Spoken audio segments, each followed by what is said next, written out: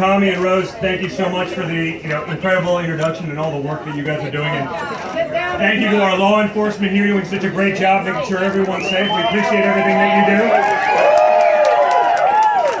And thank you to Pennsylvania. Wow. You know what? This is the kind of stuff when I see, oh, they're behind in Pennsylvania, I say, I don't know, guys. I don't know. It's this kind of enthusiasm. I mean, this is me. I'm the son of a candidate. I'm the son of a candidate. We're doing better than actual politicians. And it's because you guys understand it. You get it. You're the pragmatic, common sense people of this country who have watched Washington, D.C. do everything but use common sense. And that's what we want to bring back to this country. Now, a lot of you guys don't know this, but I actually lived in Pennsylvania for 9 years. I grew up, I went to high school in Pottstown, Pennsylvania. It's on the other side, okay, a little bit. But a similar, former industrial area that got run down because their jobs were pushed overseas.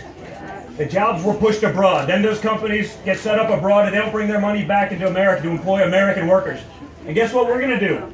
We're going to fix that. We want to bring those jobs back to America because you know what those jobs mean? Security and dignity for your families. Opportunity to educate our kids well. Okay? We're number 30 in education behind a long list of third world countries. Okay? It's not because we're not smarter, it's because the politicians of the world are in the pockets of the people who set that up. That's not about teachers, it's about the administrators at the top. You know what I love about Pennsylvania? Everything. That's right, that's where I was going. That's everything. But the hard-working men and women, the union laborers in this country who are voting for Trump. Because they know that despite what the union bosses are going to tell them, we all know they've been in the pockets of the Democrats for years. They know that a guy like Trump, who's actually built things, who's actually created jobs and doesn't talk about it like it's this magical unicorn. It's so easy. We push a button and jobs magically appear. Well, that's not what it takes. It'll actually take someone who's done it. Theory versus practice. My father has the practice. Everyone else talks about it in theory, and that's the difference. We're going to do this. We're going to put Americans first. I turn on the TV. I was telling a group earlier. I turn on the TV, and I watch people talking about, well, we have to put the feelings. It's amazing. The feelings of these countries that hate us, that hate everything we stand for, that hate our values, and if they could push a button, they'd wipe us off the face of the earth. We have to put their feelings over the actual safety and well-being of our own children and grandchildren? No! Not on our watch, guys. Not on our watch. And so, this common sense campaign of putting America first, and we've been vilified for that. Imagine that. We're vilified for saying Americans first. For saying we want to spend your money on you. On you. Before we spend it on those nations abroad. Before we send $150 billion to Iran. It's crazy. So, we've done some special things as of late. You saw my father, what he wants to do, infusing $20 billion into inner city education. Talking about school choice, making sure that those kids in the inner cities have the same opportunities that I was blessed, and my sister was blessed, and my brother was blessed to have. That everyone in America has those same opportunities to break that cycle of poverty. You saw last night a really revolutionary concept of making sure we recognize women in the workforce. Recognizing women in the work, they make up the majority of the workforce. And you know what? I hear all the sound bites. Guess how much action I've seen on it? Zero. It's really easy to talk about things. It's a whole different thing to implement them. We're actually coming up with real policy. So I want to thank you guys because you're making this possible. It's because of the enthusiasm that you have, because you're talking to your friends, because you're getting them out to vote, that we're going to win this and we're going to change the direction of this country. We're going to get it right, on the right track for all Americans, all backgrounds, so that we all have the opportunity, so that we can all live the American dream and make this happen. So honestly, it's really humbling to do this and to be a part of this. And I always joke, I've been in politics for about, how many weeks has it been since the RNC? I'm new at this, but guess what? I think we figured it out.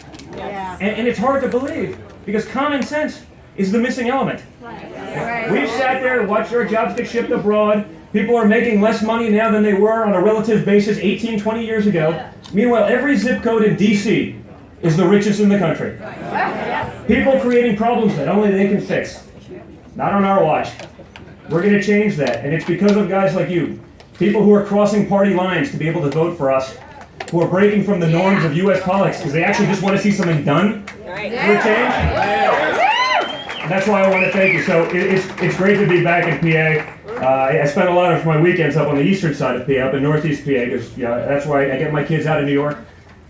We get them up into the Catskills, and we hunt and we fish. And I know I'm vilified for all those things, but things that they kill me every time. But I learned all of that in Pennsylvania. You know what it did?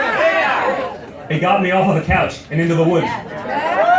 It got me away from TVs and doing things that require discipline and patience. It kept me out of a lot of other trouble I would have got into. I'm not saying I was an angel. I'm not saying I was an angel, but you don't hear too many success stories from people who've been as lucky as I have, or people who've grown up with a lot of wealth. But my father, he knew that. He knew what the probabilities of that were. He actually spoke about it a long time ago, and he made sure that we worked. That's why I say I'm the only son of a billionaire, my brother included, who can drive a D10 Caterpillar. And while I may sit behind the desk today, it was those jobs. They said, hey, if you're going to build buildings one day, guess what? You better know how to dig a foundation, and you better know how to put up sheetrock. And it's not knowing by reading a textbook, it's knowing by actually having done it and worked our butts off in the summers doing those kind of jobs. So we learned the dignity of hard work, and he made sure we pushed that. So, maybe he's the blue-collar billionaire, but he gets it, and that's why he's been speaking with you, not at you. He's not lecturing you. He's having a conversation with the American people, and that's why we see this kind of enthusiasm. So you guys are awesome. It's so, again, humbling just to be able to be here, to see the people who've come up to me thanking me for allowing my father to do this. I'm not sure I had much control over it. I'll take the credit. I'll take the thank you. But it's all him, and guess what? He doesn't need this job, guys. No. He doesn't need it. He's not the one that's made $250 million peddling influence like our opponent. No. He doesn't need this. He knows what comes with it, especially if you're a conservative. Because if you're a conservative, you're fighting against everyone. The media, Hollywood, the opponent, everything. He doesn't need it, but you know what? He loves this country. He's a patriot. And he wants to make sure that you all have the opportunities, that all of your kids and grandkids have the opportunities that he had, that we've been blessed to have. And that we finally start to think that, maybe the next generation has a better chance than we did, because we don't feel that way anymore. No. We don't, and that's sad, because I have 5 kids. And I want to make sure that they have better opportunities than I did. Not even the same. I want to make it better. And he wants to make it better. So thank you so much. It's awesome to be here. I can't believe this. It's been a good one.